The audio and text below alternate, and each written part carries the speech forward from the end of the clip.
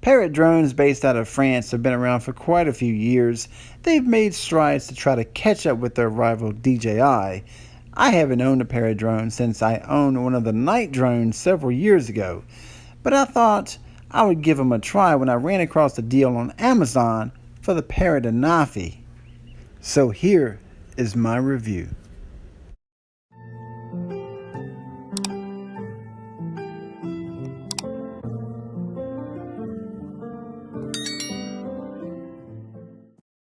So the Parrot Anafi, or Anafi as some people say, was released during the summer of 2018. It was Parrot's first foray into the prosumer drone market dominated by DJI. Parrot had released several drones over the years, starting with the AR drone, the Disco, the Swing, and more recently, the Bebop. Yeah, that's a weird name for a drone, Bebop. But look at that controller. The controller looks pretty cool. But all of their drones up until the Anafi had digital stabilized footage. There was no gimbal. So the Anafi has fluctuated in price over the last couple of years. Amazon still has it on their website and brand new for $6.99, which I think is a little bit expensive. When I bought the drone renewed or refurbished on the website, it was a little over $300, but now it's unavailable. So this is the Parrot Anafi. This is the case that it comes in. It's a very nice hard case. Got a nice feel to it. Kind of long, but got some straps in the back. But comes in the case there. And there's the controller. Very much like a Xbox style controller. So let's go ahead and get this open. It's only got the one zipper, which I'm not really fond of, but oh well. So there it is. It's an interesting shape because it's a long drone. It's not very big. It's kind of thin, but it's rather long. So let's take it out of the case. So everything fits nicely in the case. And there is the Anafi. Now the interesting thing about this drone is that to look at it, it's kind of weird looking. It opens up like this. Just pops right open. That's the cool thing, is that you don't have to do any twisting or turning of the legs like you do with the Mini, for example.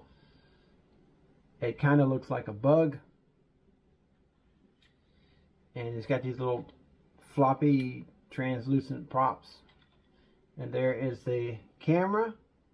It's a 20 megapixel 4K 30 camera. The interesting thing about this camera is that this is the only one of its kind that will allow you to shoot straight up. So you can shoot straight up and straight down. It's a 3-axis, but it's not a 3-axis. It's really a 2-axis because you have your pitch, you have your roll here, and your yaw is stabilized. But you really can't tell the difference very much. But anyway, and it's quite light, and it's a very interesting shape. It's not very loud. A couple things I like about it: the fact that it does charge with USB-C. Take the battery off. This is the battery underneath there. This is kind of weird. Your SD card goes in this little slot here. It's kind of like those old cell phones. You used to have to, you pull this back and you take it out and it just sits in there. It's kind of weird, but you know, I don't know why they did it that way, but that's how they did it. And it goes in there with a nice click. Of course, it's got the brushless motors. It's got a 25-minute flight time. And it's really easy to fold up versus, like, you know, with the Mini you have to fold down the legs. You have to fold them down, where, you know, these open this way and the legs fold down. But anyway, and this is the controller. It's kind of different. It's got these little toggles right here. and I'm not too crazy about that. I'm used to the little gimbal wheels, and when you open it, you put your phone in there, it turns itself on, which I like. On the maiden flight of this drone, I had an incident. It decided to land itself in a tree. So it's a Wi-Fi based drone, so the range is not nowhere near as good as, say, the Mini 2. At the range, I believe it says it's 2 miles, but no, that's not going to happen. But it lost signal, and the screen went black, and I hit the return to home, and it did not return to home. It decided to land itself in a tree. Luckily, I was able to retrieve it. I had to get some rope, tie it to a branch. Took me about, I don't know, an hour or so to get it out of the tree, but I got it. One thing I don't like about this drone is that it doesn't have a manual takeoff like on the DJI drones. You just, push down and in, and it starts the motors and takes off. With this one, you have to manually take off. So you hit this button, and this is the return to home button. So I don't know if it was user error because it's different than what I'm accustomed to. I might have hit the wrong button and it decided to land. But in any event, I was able to reclaim it. I could see it when it went down in the tree. It was in the tree. It was beeping at me, so I could see it, and I was like, okay, I'm going to get this drone one way or another. I'm not going to lose $300 in a tree. So anyway, after that initial flight, I took it out again. So I'm going to fly this drone again over some fields, kind of behind some trees, out of line of sight, so to speak, just to see if it does the same thing. At least this time it'll be over an empty field where I know if something happens, if it lands, it won't land in a tree. So we'll see how things go this time. It's not really loud, it's pretty quiet. I really like it as far as that goes. I mean, compared to some of the other drones. So it's not really intrusive.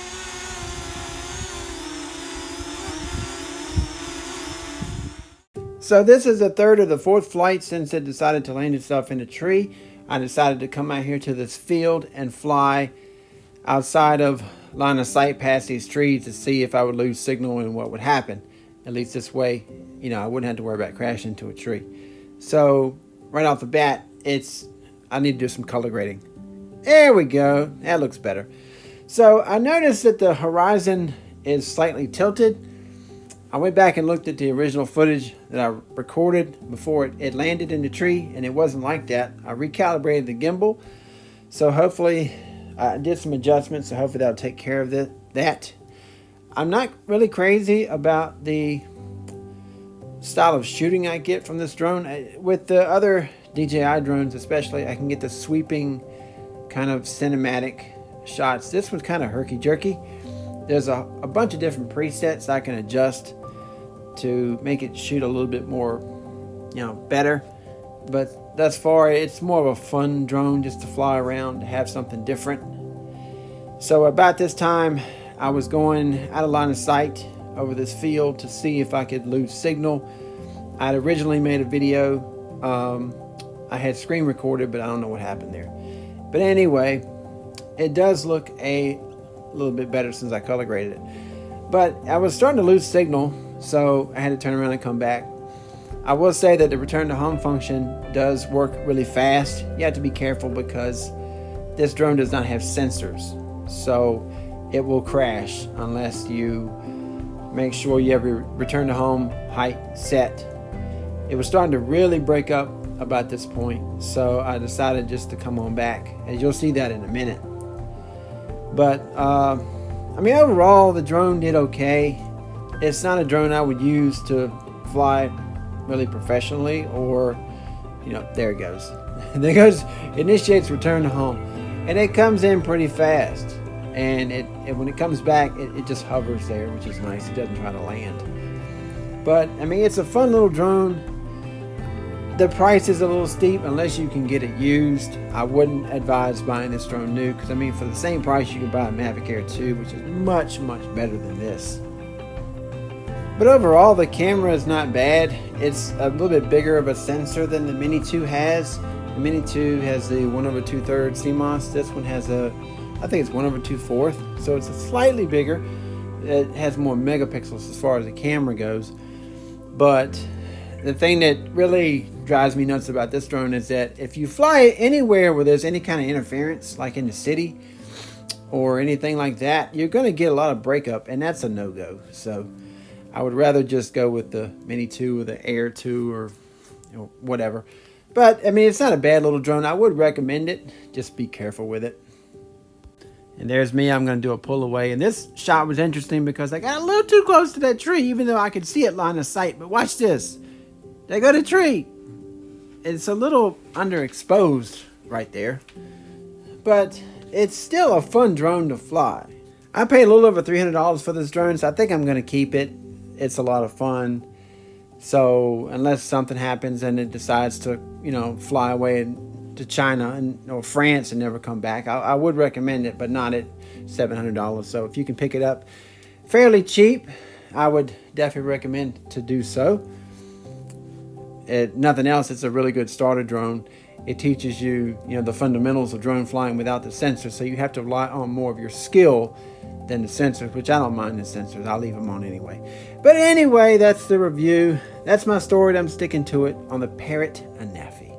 Thank you for watching. Thank you for subscribing. See you in the next video. Just to throw this in there, this is what I'm talking about, right? So you get this little gate. You got to be careful not to lose. This is not something that would be long lasting, I don't think. So you have to take your little micro SD card and like gingerly, oh my God, gingerly lay it in there. See, I don't understand this at all. Most other drones, you just have a little slot, you just slot it in. But this is like some 2002 nonsense right here. So, and then we got to put this little gate back and then push it up. And there it is.